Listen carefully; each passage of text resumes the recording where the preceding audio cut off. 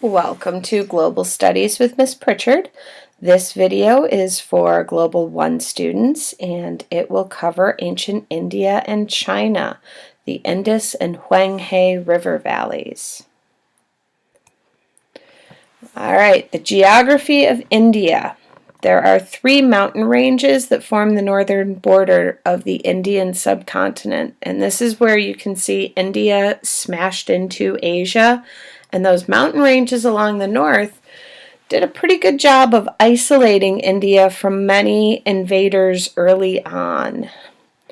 Another factor that controls the civilizations that developed there, and even life today, are the monsoons. The winter monsoons, which come from the northeast, are dried out because they pass over the mountains and all of the water falls out of the clouds on the eastern side of the mountains, so the winds that come down on the west are dry. Summer monsoons, however, come from the southwest, and they bring the rains from the Indian Ocean. And they get tons and tons of water. If you've watched the news recently, they have had several instances of flooding. And the temperature ranges from 70 degrees in the winter to up to 120 degrees in the summer. So it is very hot and wet in the summer, and it doesn't truly get cold. Alright, the Harappan civilization developed in the Indus River Valley during the Copper Age. This is about 2500 to 1500 BC. The cities were built on man-made islands, or they were surrounded by levees to help protect them from the unpredictable flooding. They started with the levees. When that didn't work as well, that's when they went to the islands. And the cities show urban planning. They had brick buildings, indoor plumbing, and grid-patterned streets. They were laid out in perfect grids with right angles for their street corners. Very different from Egypt and Mesopotamia, where the cities just kind of grew organically. So you had a lot of crooked streets and little alleyways and things like that. All right, Harappan technology. As I said, their homes had indoor plumbing 3,900 years before Europe or the U.S.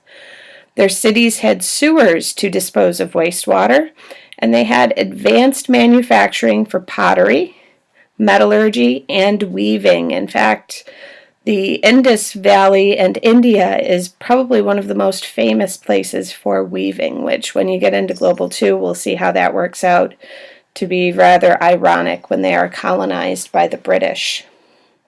And metallurgy simply means making goods out of metal, so that could be jewelry, weapons, things like that. The unknowns. First and foremost, the Harappan language remains unknown. We do not know how to translate it. We also do not know why the civilization declined. We do know that after 1500 BC, there were tectonic shifts. In other words, the plates of the earth actually changed, and the Indus River changed course. We believe that the land was exhausted and there were earthquakes, and this would disrupt the trade and ruin the economy and make it hard for the people to survive, and that would cause a civilization to decline and fall apart. All right, moving on to China. China is isolated by mountains, deserts, and the ocean, so they are cut off from the rest of the world for much of history. They are the 3rd largest country in the world, and they only have 10% of their land that is good for farming, which is relatively amazing considering they are the most populous country in the world and always have been. In other words, they've always had more people than everybody else, and they do this even though they don't have tons and tons of land. And the population does live in the eastern river valleys of China. That would be the Huanghe and the Changjiang river valleys. So even though it's a huge country, most of the people live in that very small portion of 10% of the land that's good to farm. All right, ancient China. The civilization developed in the Huanghe and the Changjiang river valleys about 4,000 years ago. It is the oldest continuous civilization in history.